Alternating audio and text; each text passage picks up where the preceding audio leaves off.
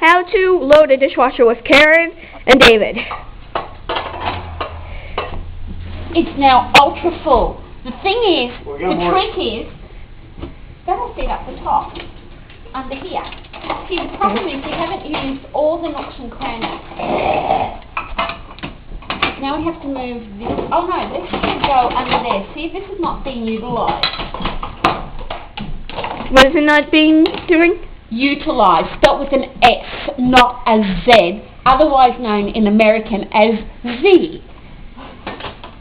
Dad. Did you really want to record that bit? What?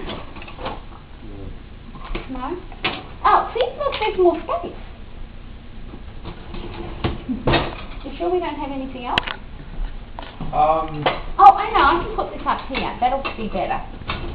There we go. All done. We just have to put the doodah in. Doodah? Yeah. That's the technical word for detergent. I could be really crude and call that wrapping like something else, but I won't. Why?